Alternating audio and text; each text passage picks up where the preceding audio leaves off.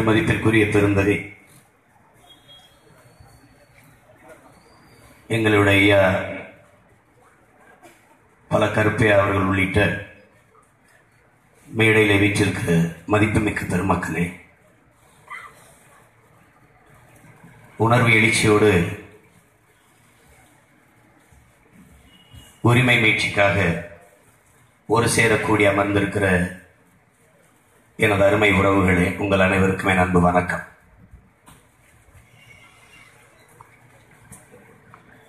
அநீதியை அச்சமின்றி துணிந்து எதிர்ப்பவன் தான் உண்மையான ஜிகாத் என்று ஸல்லல்லாஹு அலைஹி வஸல்லம் அவர்கள் சொல்லுகிறார்கள். அந்த அடிப்படையில் உண்மையான ஜிகாத்துகளாக கூடியிருக்கிற என் அன்பு உறவுகளே, முத்தலாக்கு பற்றி நமது ஐயா பல கருப்பை அவர்கள் தெளிவாக எடுத்து கூறிவிட்டார்கள். இருந்தாலும் சுருக்கமாக என்ன கூட்டம் முடிகிற நேரம் ஆயிடுச்சு. எங்க அன்னைங்கெல்லாம் வழக்குன்னா தூக்குக்கே தயாரானவங்களுக்கு வழக்கு வந்து பெரிய பிரச்சனை இல்லை. வழக்கு இல்லைன்னா விடியாது கிழக்கு. புதிதாக நம்ம நீதிமன்றம் ஏறப்போறது இல்லை.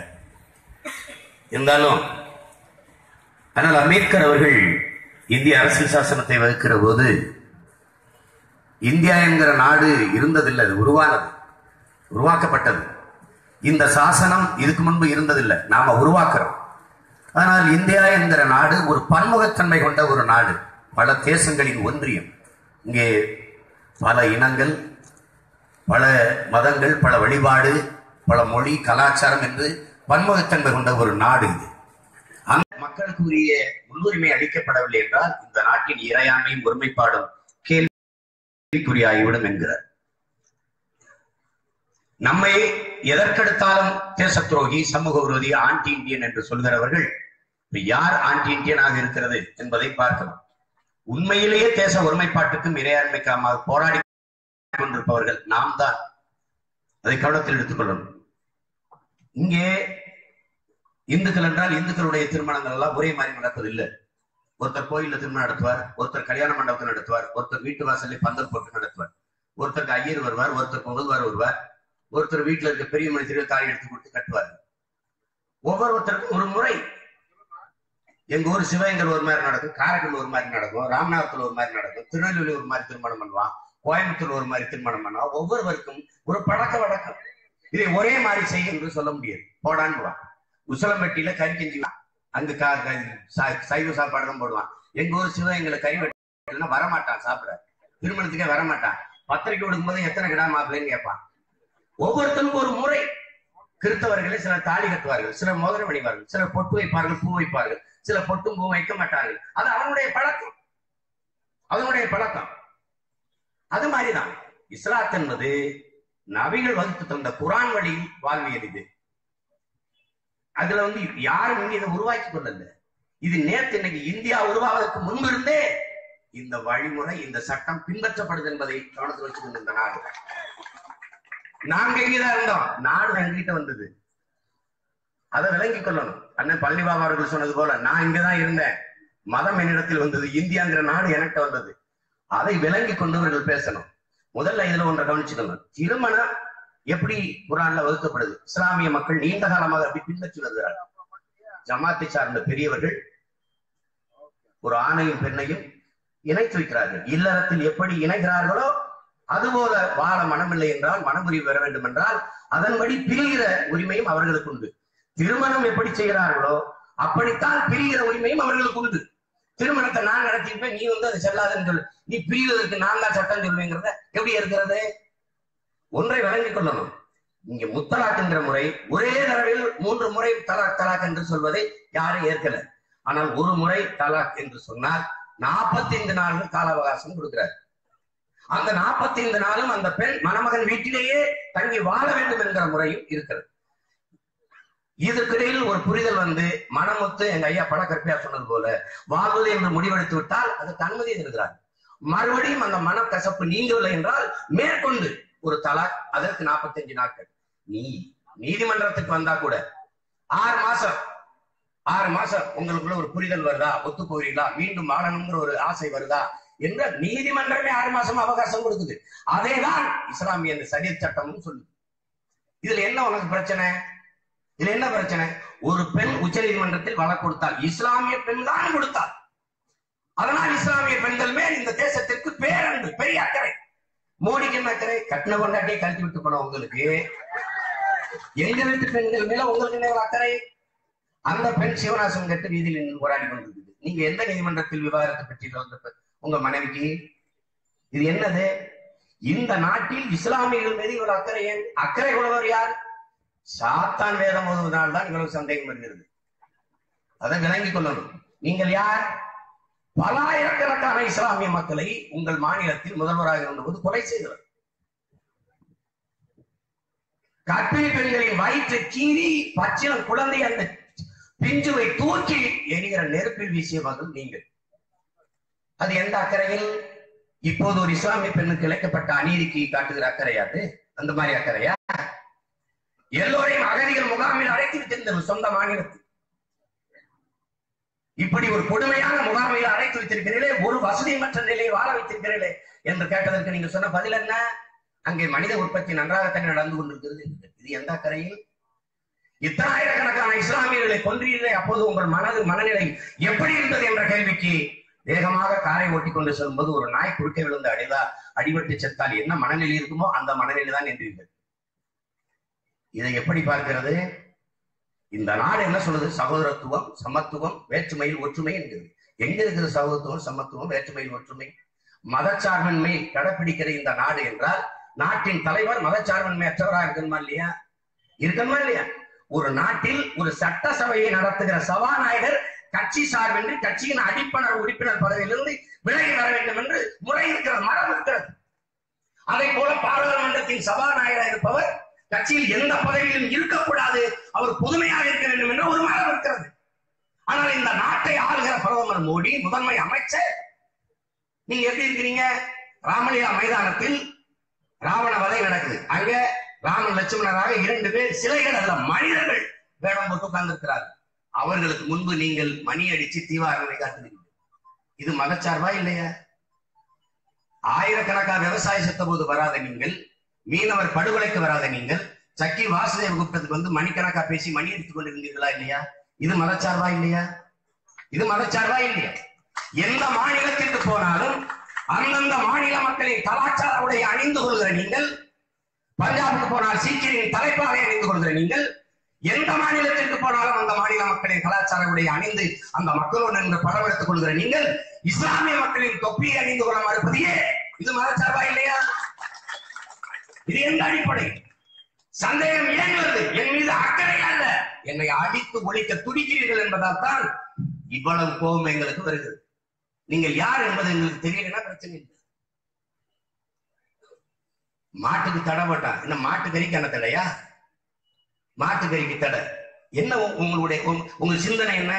கறிக்கு மாட்டை விற்க கூடாது. இந்த மாடு கறிக்கு விற்கிறது எப்படி கண்டுபிடிப்பா? முதல் எழுதி கொண்டு வருவோமா? எப்படி கண்டுபிடிப்பா? நான் உழவுக்கு வாங்க வந்தேன், வண்டி மாட்டுக்கு வாங்க வந்தேன், எப்படி விற்ப? என்ன ரூம் போட்டு யோசிக்கிறீங்களா? இப்படி எப்படி யோசிப்ப? எதையாவது ஒன்றை அறிவுபூர்வமா நீங்க செஞ்சதா இது வர சொல்லு.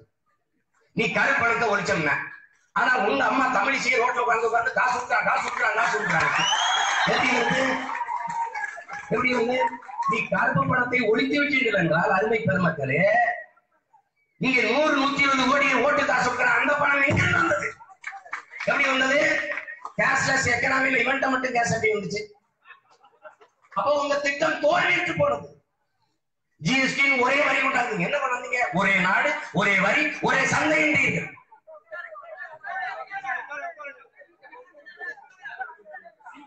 இதெல்லாம் ஒரு மழையா? குண்டு மலைக்கு அஞ்சாதவர்கள் குளிர் மலைக்கு அஞ்சு வரா? அப்படி அமைதியாக இருக்கும்.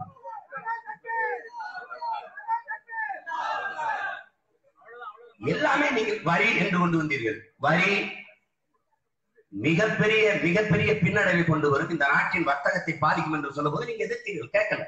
ஆனா நீங்களே இந்த நாட்டின் நிதியமைச்சரை உட்கார்ந்து 238 பொருளுக்கு வரியை நீங்க குறைச்சீங்க. ஏன்? குஜராத் தேர்தலை எதிர்கொள்வதற்கு அச்சம்.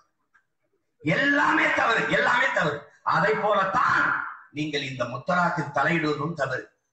அதை கவனமாக நீங்க விளங்கிக் கொள்ளணும். ஒரு நீண்ட காலமாக இருக்கிற மரபுல நீங்க தலையிடக்கூடாது. நான் உங்களுக்கு என்ன சொல்றேன்னா, இந்த நாட்டில் ஒரே சட்டம் என்பது ஒரே வரி என்பது சாத்தியமா இருக்கலாம்.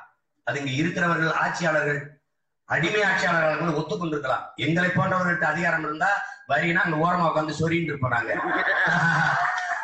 நீட்டுனா வேற எங்கேயாவது கொண்டு காட்டுன்னு இருப்போம். அது ஏன்னா இங்க இருக்கிறது அடிமைகள்னால அது நிக்குது. இங்க நல்ல ரத்தத்துக்கு பிறந்த ஆத்தால அப்ப நிறைய பேர் இங்க இருக்கிறாங்க. ரொம்ப ரொம்ப சிக்கலாயிரும். ஒண்ணு நான் சொல்றேன், இந்த நாட்டில் ஒரே சட்டம் என்பது சாத்தியமில்லை. இது 29 நாடு, 7 யூனியன் பிரதேசங்கள், இதுக்குள்ள ஒரே சட்டம் என்பது சாத்தியம் இல்லை. நல்லா கொஞ்சிக்கணும். உன் சட்டையை என் சட்டையும் உன் சாப்பாடும் சாப்பாடுமே ஒன்னா இல்ல. இதுல சட்டம் எப்படி ஒன்னா இருக்கும்? அமித்ஷா தாழ்த்தப்பட்டவன் வீட்டுல சாப்பிட்டாரு, தாழ்த்தப்பட்டவன் சாப்பிடறத சாப்பிட்டாரான்னு கேள்விக்கு உன்கிட்ட பதில் இல்ல.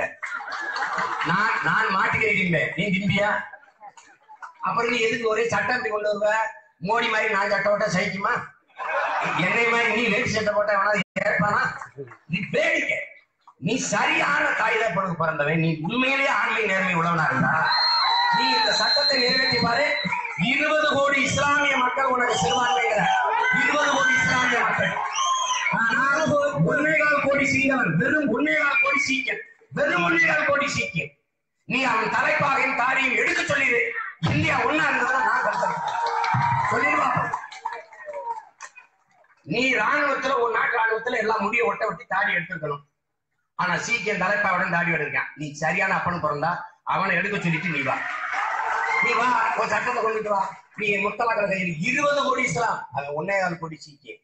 ஏன் தொலைச்சு பண்ணுவாங்க? ஏற்கனவே போட்டிருக்கேன். அத கவனத்துல வச்சுக்கணும். நாங்களும் சலித்தவர்கள் இல்லை, நாங்களும் நிரூபிச்சிருக்கோம். அத கவனத்துல வச்சுட்டு வேலை செய்யணும். இது வந்து ஐயா பணக்கர் பேர் சொன்ன மாதிரி ட்ரெய்லர் விட்டு பாக்குற இதுக்கெல்லாம் மசீர் ஆளுங்க நாங்க இல்ல. முழு படம் வந்தாலும் தூக்கி வச்சு பற்றி அதுல கவனமா இருக்கணும். நீங்க பாருங்க, இப்படி ஒரு இது பாருங்க, நம்மள எது செஞ்சாலும் தீவிரவாதின்றான், பயங்கரவாதின்றான். ஏன்? அதி பயங்கரவாதிகள் நாட்டை ஆளும் போது நாட்டின் குடிகள் பயங்கரவாதிகளாகத்தான் தெரிவாங்க. நீங்க நல்லா கவனிச்சுக்கிறீங்க.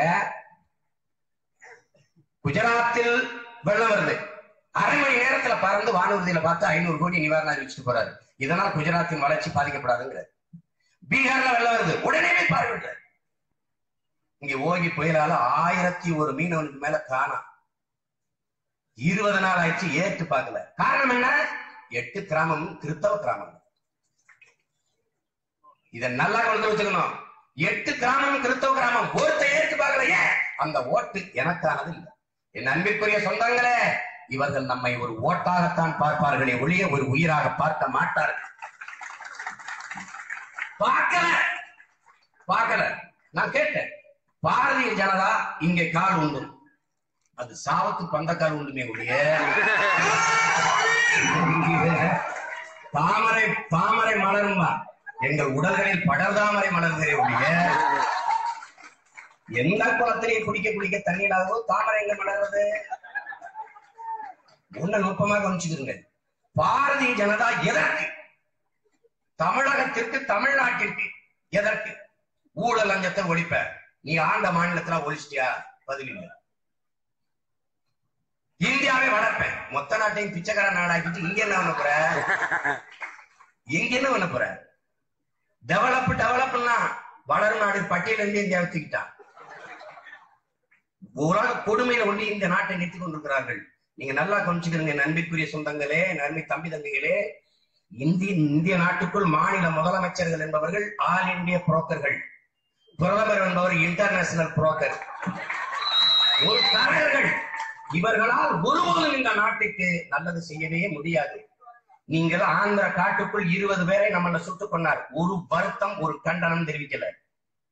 இதே மோடி அவர்கள் கோதாவரி நதியில் புனித நீராட வந்தவன் நெரிசல சிகிச்சைத்தான், அரை மணி நேரத்துல வருத்தம் தெரிவிச்சார். வாரணாசியில் நெரிசல சிகிச்சைத்தான், அரை மணி நேரத்தில் வருத்தம் தெரிவிச்சார். கேரளாவில் கோயில்ல பட்டாசு வெடிக்கும் போது நெரிசல சிகிச்சைத்தான், தனியாக உலகம் வானூர்தியில் வந்து வருத்தம் தெரிவிச்சுட்டு போனார். விரிஜோ மரணத்திற்கு வருத்தம் தெரிவிக்கல. சுட்டுக் கொண்ட சிங்களனை ஒரு சின்ன கண்டனம் இல்ல. சீக்கியர்கள் அரவிந்த் கெஜ்ரிவால் ஒரு ஆர்ப்பாட்டம் நடத்தினார் விவசாயிகளுக்கு. அதுல ஒரு சீக்கிய உழவன் மரத்துல தங்கி தற்கொலை பண்ணி செத்துட்டான். அரவிந்த் கெஜ்ரிவாலுக்கு எதிராக ஒரு அறிக்கை. தேசத்தின் பெருந்துயரம். இந்த தமிழ்நாட்டுக்குள் 400 வேளாண்குடி மக்கள் தற்கொலை பண்ணி செத்துதான் வாழ முடியாதுங்க. ஒரு வருத்தம் தெரிவிக்கல. நல்லா கொஞ்சம் தங்கை அனிதாவின் மரணத்திற்கு ஒரு வருத்தம் தெரிவிக்கல. எது ஒன்றுக்கும் இவர்கள் கண்டுகொள்ளவே இல்லை. என் வாழ்க்கையை பற்றி கவலைப்படாத உனக்கு என் வாக்கு இருக்கு, என் உயிரை பற்றி கவலைப்படாத உனக்கு என் ஓட்டு இருக்கு. இதுதான் நாம் எழுப்புகிற கேள்வி. எதற்காக பாரதிய ஜனதா தமிழ்நாட்டுக்கு? அதான் நாம் கேட்கிற கேள்வி. இந்தியாவே ஆளை கொடுத்து முச்சந்தி நிறுத்திட்ட, இனி இந்த மாநிலத்தை விட்டுட்டு போங்கிறத நம்ம கேட்கிறது. இப்ப ஆர்கே நகர் தேர்தல தெரியுமில்ல, இப்ப ஆர்கே நகர் தேர்தல தெரியுமில்ல, நல்லா கவனிச்சுக்கிறீங்க. இப்ப நாகர்கோவில் கன்னியாகுமரியில பெரிய பாதிப்பு புயல். உலகத்துல புயல் பாதிக்கப்பட்ட இடத்துக்கு போட்டோல புயல் பாதிக்கப்பட்ட இடங்களை பார்த்த உலக பிரதமர் ஒரே ஆள் தான். அப்புறம் எதுக்கு இங்க வந்தீங்க? அந்த டெல்லியில இருந்து அனுப்பி விடுங்க, அங்கே பார்த்துக்கலாமே. இங்க எதுக்கு வந்தீங்க? ஒரு பொருட்காட்சி போல பாதிக்கப்பட்ட இடங்களை புகைப்படங்களில் பார்த்து போன பிரதமர் என்ன அக்கறையோடு மக்களின் மீது அக்கறையோடு அணுகுவார், ஆட்சி செய்வார் என்பதை நீங்க சொன்னீங்க. நல்லா விளங்கணும். இவர்கள் நீங்க இங்க பாருங்க, நாம மதத்தையும் தாண்டி மனிதத்தை காக்க நிற்கிறோம். அவர்கள் மனிதர்களை கொண்டுட்டு மதத்தை காக்க நிற்கிறார். இது நுட்பமா விளங்கி கொள்ளணும். அதுதான் அவர் மிக முதன்மையானது. அவன் சொல்றது என்னன்னா, மாட்டு கறிக்காக மாட்டை வெட்டக்கூடாது, வெட்டினால் மனிதர்களை வெட்டிக் கொள்வார். மாடை வெட்டுவது தர்மம், அதற்காக மனிதர்களை வெட்டிக் கொள்வது இவர்களுக்கு தர்மம், அது பாவம். நுட்பமா விளங்கணும். ஒரு ஆண்டு ஒன்றுக்கு 24 லட்சம் டன் மாட்டுக்கறியை ஏற்றுமதி செய்கிற என் நாடு மாட்டுக்கறியை தின்வது குற்றம் என்று ஊரானுக்கு ஊற்றி விடுகிற நம் நாடுதான் உள்ளவன் சாப்பிட்டால் கொள்வேன் என்கிறது. இந்த முறையைத்தான் நாம் மதவாதம் என்கிறோம், பயங்கரவாதம் என்கிறோம், சாவனிசம் என்கிறோம், பாசிசம் என்கிறோம். உலகத்திலே அதிகமாக மாட்டுக்கறி ஏற்றுமதி செய்கிற நாடு இந்தியா, 2வது நாடு பிரேசில். உலகத்தில் அதிகமாக பால் ஏற்றுமதி செய்கிற நாடு பிரேசில், 2வது நாடு இந்தியா. நீ பால் குடிக்கல, நான் கறி வைக்கப்படாதா? இது எந்த வழியில் முறை? எந்த மாடு பிக்கல சம்பவம் வச்சுன்னா அதுவா பிச்சு விடுது? நீ காலை கட்டி வாழால் அடிச்சிருமான வாழையும் சேர்த்து கட்டிட்டு வம்படியா பிடிச்சிருக்கிற, இது பசு வதையா இல்லையா? இது பசு வதையா இல்லையா? அப்போ நல்ல நெய் சாப்பிடுறது, தயிர் போட்டு பிசைஞ்சு சாப்பிடுறது, மோர் சாப்பிடுறது, இதெல்லாம் வதை இல்லை. நான் கறியை சாப்பிடுறது வதைனா இப்படி சொல்றவனுக்கெல்லாம் இதுக்கு உதவி. அதான் நன்கு விளக்கணும்.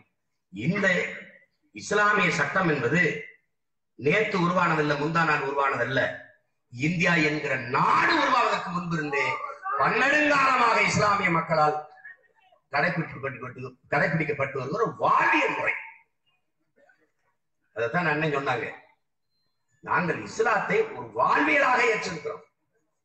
அதை எங்கள் தாத்தா கண்ணியமிக்க காகிதமலத்தவர்கள் சொன்னது போல, இஸ்லாம் எங்கள் வழி, இன்ப தமிழே எங்கள் மொழி. அதை நீ புரிஞ்சுக்கணும். நாங்கள் சிறுபான்மை என்று சொல்வதை ஏற்கல. ஒரு நாட்டுக்குள் இந்தியாவுக்கே கேள்வி வைப்போம். ஒரு நாட்டுக்குள் உன் நாட்டு குடிமகனில் ஒருவன் எப்படா சிறுபான்மைங்கிற? எப்படி சிறுபான்மைங்கிற? இது எப்படி நான் ஏற்கிறது? இஸ்லாமியர்கள் மீது, கிறிஸ்தவர் மீது இவ்வளவு வெறுப்பளிக்கிற நீ, உன் ஓட்டு வேண்டாம் என்று நிராகரிக்கிற நீ, அவன் வரி வேண்டாம் என்று ஒருத்தர் சொல்லிவிட்ட. நீ வரி கட்டாதீங்க. 403 இடத்துல குஜராத்ல, 403 இடத்துல நீ உத்தரப்பிரதேசத்துல ஒரு இடம் கூட நிற்பதற்கு இஸ்லாமியர்களுக்கு கிறிஸ்தவர்கள் நீ சீட்டு கொடுக்கல. ஆனால் நாங்கள் தமிழ் தேசிய அரசியலை முன்னெடுக்கிறோம். தமிழர் நாட்டை தமிழரை ஆள வேண்டும் என்று அரசியலை முன்னெடுக்கிறோம். 15 இடம் பிறமொழி தேசிய மக்களுக்கு தேர்தலில் போட்டியிட வாய்ப்பு கொடுத்தோம். அதான் இங்க முதன்மையானது. நீ நாங்க பேசுறது மொழி, இனம், ஓர்மை என்று பேசுகிற போது மதவாதம் போலவே இதுவும் பாசிசம் இல்ல. உலகத்தில் முதலில் தோன்றியது உழைப்பில் இருந்து மொழி, மொழி தோன்றிய உடனே இனம் வரையறுக்கப்படுகிறது. சாதி மதமும் மிக பின்னாடி வந்தது. இதைத்தான் புரட்சி பாவலர் கடவுள் வெறி, சமய வெறி, கண்ணன் நிகர் தமிழுக்கு நோய் நோய் நோயே, இடை வந்த சாதிகளும் இடர் ஒழிந்தால் ஆழ்வது நம் தாய் தாய் தாயே என்று முழக்கமிடுகிறார். அன்பிற்குரியவர் புரிந்து கொள்ள வேண்டும். அதன் முதன்மையானது. கண்ணியமிக்க நமது தாத்தா காகிதமிழத்தவர்கள் நான் அல்லாஹ் என்று அழைப்பதற்கு முன்பே அம்மா என்று அழைத்தவன் என்கிறார்கள். அந்த அடிப்படையில் தான் இந்த நாடு வருவதற்கு முன்பிருந்தே இஸ்லாமிய சட்டங்கள் இருக்கிறது. அதை பின்பற்றிக் கொண்டு நாங்கள் வருகிறோம். அதுக்குள்ள நீ கை வைப்பது என்பது இந்த நாட்டின் இறையாண்மை ஒருமைப்பாட்டுக்கு பேராபத்தை உண்டு பண்ணும். அதான் நாம எச்சரிக்கை விரும்புவது. இதனால உனக்கு என்ன பிரச்சனை வந்துச்சு? ஒரு பெண் வழக்கு கொடுத்தால் நீ என்ன அறிவுறுத்தணும்? மார்க்க அறிஞர்கள் நபி வழியில் குரான் வழியில் நின்று அதை சீர்திருத்திக் கொள்ளுங்கள். எங்கேயோ ஒரு கல்வி அறிவு முழுமையாக போகாத இடத்தில் ஒரு சரியான ஒரு படிப்பறிவு இல்லாதவர், ஒரு புரிதல் மார்க்க புரிதல் இல்லாத ஒருவர் ஒரே நேரத்தில் முத்தலாக்கு கொடுத்திருக்கலாம். அது எங்கோ நடந்த ஒரு விபத்து. சாலையில் பல லட்சக்கணக்கான வாகனங்கள், விபத்து தினந்தோறும் நடக்கிறது. இனிமேல் யாருமே சாலையில் வண்டி ஓட்டாதீர்கள் என்று எப்படி சட்டம் போடுவியா? சட்டம் போடுவியா? கவனமாக ஓட்டுங்கள், 60 கிலோமீட்டர் வேகத்தில் போங்கள், 30 கிலோமீட்டர் வேகத்தில் போங்கள், இங்கு மெதுவாக செல்லவும் சீராக செல்லவும் என்றுதான் சீர்திருத்த வேண்டுமே ஒழிய, அறிவுறுத்த வேண்டுமே ஒழிய, சாலையில் இவனுமே வாகனம் ஓட்டக்கூடாது என்று சொல்வது எப்படிப்பட்ட முட்டாள்தனமோ அப்படித்தான் முத்தலாக்கு நீ 3 ஆண்டு கடுங்காவல் தண்டனை விதிப்பு. நீ என்ன நீங்க பாபர் மசூதியை இடிக்க வந்தாருன்னு அப்சல் குருக்கு இந்த நாட்டின் உயர்ந்த நீதிமன்றம் ஒரு தீர்ப்பை வகுக்குது. என்ன சொல்லுது? அப்சல் குரு எந்த தீவிரவாத அமைப்புகளோடு தொடர்பு வைத்தார் என்பதற்கும் ஆதாரங்கள் இல்லை, எந்த முகாந்திரமும் இல்லை. எந்த தீவிரவாத செயலில் ஈடுபட்டார் என்பதற்கும் எந்த முகாந்திரமும் இல்லை. ஆனா இந்த தேசத்தின் கூட்டு மனசாட்சி சொல்லுது யாராவது ஒருவர் தண்டிக்கப்பட வேண்டும் என்று. அதனால் அப்சல் குருக்கு இப்படி உலகத்தில் எந்த நாட்டின் நீதியாவது என் அன்பிற்குரிய சொந்தங்கள் எல்லாருமே தம்பி தங்கைகள் பார்த்ததுண்டா கேட்டதுண்டா? தூக்கு. நாம் என்ன கேட்கிறோம்? பாராளுமன்றத்தை இடிக்க வந்தா என்பதற்காக அப்சல் குருக்கு தூக்கு. பாபர் மசூதியை இடித்தவனுக்கு என்ன தண்டனை இந்த தேசத்தில் கொடுக்கப்பட்டிருக்குது என்றால், நீ சைராபானு தொடுத்த வழக்குக்கு இவ்வளவு வேகமாக நீங்கள் தீவிரம் காட்டி சட்ட திருத்தம் கொண்டு வர முனைபவர்கள் பாபர் மசூதி வழக்குக்கு என்ன தீர்ப்பு தந்திருக்கிறீர்கள்? எத்தனை ஆண்டுகள வழக்கு? 4 நூற்றாண்டை கடந்தும் இன்னும் நடந்து கொண்டிருக்கிறது. அதுக்கு என்ன தீர்ப்பு? ஏன் தீர்ப்பு வரல? இடிச்சவனெல்லாம் பாராளுமன்றத்துக்குள்ள இருக்கான், வராது. எனவே அறிவார்ந்த சொந்தங்கள், இது அன்பிற்குரியவர்கள், எனது அண்ணங்கள் குறிப்பிட்டது போல இது நாம் ஓர்மையாக நிற்க வேண்டிய காரணம். அந்த வழியில் பாரதிய ஜனதாவிற்கும் திருமிகு மோடி அவர்களுக்கும் நாம் நன்றி கடன் பட்டவர். ஏனென்றால் அங்கொன்றும் இங்கொன்றுமாக திரிந்த எல்லோரையும் நாம் ஒருமித்த உணர்வோடு கட்டி ஒன்றுபடுத்தியதற்கு அவருக்கு நாம் நன்றி சொல்ல கடமைப்பட்டிருக்கோம். இப்படி எல்லாம் ஒண்ணு இல்லைன்னா நாமளும் ஒன்னாகிறது இல்லை. அதுக்கு இந்த சட்டத்தை இங்க பேசியவர் சொன்னார்கள், தமிழ்நாடு அரசு இதை தடுக்கணும்னு. அவன் முதல்ல கொண்டு வந்து எல்லாரும் கைது போட்டு கொடுத்துருவான். அவங்க ஒண்ணும் தெரியாது, ஏற்கனவே எல்லாம் கொடுத்தாச்சு. இந்த சட்டத்தை இங்கே சொன்னவர்கள் நமக்கு உயிரை விட உரிமை முக்கியம். அதனால் உயிரை கொடுத்தேனும் நமது உரிமையை காப்போம். அதுல எந்த சந்தேகமும் உங்களுக்கு வேண்டியதில்லை, எந்த சந்தேகமும் உங்களுக்கு வேண்டியதில்லை. நான் உங்களுக்கு என் அன்பிற்குரிய சொந்தங்கள் ஒன்றை சொல்வேன். வால்டேர் சொல்றான், நீங்கள் சொல்லுகிற கருத்தில் எனக்கு உடன்பாடு இல்லை, ஆனால் உங்கள் கருத்தை சுதந்திரமாக சொல்வதற்கு என் உயிரை கொடுத்தேனும் உரிமை பெற்று தருவேங்கிறான். தந்தை பெரியார் அவர்கள்ட்ட நீங்க தான் கடவுளே இல்லைங்கிறீங்களே, அவரையா கோயிலுக்கு போகணும் நீங்க போராட்டம் நடத்திக்கிட்டு இருக்கீங்கிறாங்க. கடவுள் இல்லைங்கிறது என் உணர்வு, ஆனால் உள்ளே போய் வழிபடணுங்கிறது அவன் உரிமை. அந்த உரிமையை பெற்றுக் கொடுக்க வேண்டியது ஒவ்வொருத்தனுடைய கடமை. அதுக்காக நான் போராடுங்கிறது. நான் மாட்டுக்கறி சாப்பிடறனாலேங்கிறதல்ல பிரச்சனை, அது என் சகோதரனுக்கு உணவாக இருக்கிறது. அந்த உரிமையை பெற்றுக் கொடுக்க வேண்டியது என் கடமையாக இருக்கிறது. அதனால்தான் என் அன்பிற்குரியவர்களே, முத்தலாக் என்கிற இந்த மரபை நீங்கள் அதில் இருக்கிறதை நீங்கள் அறிவுறுத்துங்கள். நீதிமன்றங்கள் தலைவர்கள் அறிவுறுத்துங்கள். ஜமாத் பேரறிஞருக்கு மார்க்க பேரறிஞர்களுக்கு சொல்லுங்கள், அங்கங்கே நடக்கிற பிழைகளை தவிருங்கள் என்று சொல்லுங்கள். அதுதான் சரியானது. அதற்காக 3 ஆண்டு தண்டனை என்றால் பல்லாயிரக்கணக்கான மக்களை கொண்ட உங்களையே பிரதமராக்கி வச்சிருக்காங்க. இப்ப நான் என்ன பண்றது? எனவே அது ஏற்புடையது அல்ல. என் அன்பிற்குரிய உடன் பிறந்தவர்கள்ட்டே உயிருக்கு மேலாக நான் நேசிக்கின்ற சொந்தங்கள்கிட்ட சொல்லுவேன், நம் உரிமைக்காக நாம் எல்லோரும் ஒன்றிணைந்து நின்று இந்த அடக்குமுறையை, இந்த ஒடுக்குமுறையை நாம் போராடி வெல்லுவோம் என்கிற உறுதியளித்து உங்கள் அனைவரிடமிருந்து விடைபெறுகிற. நன்றி, வணக்கம்.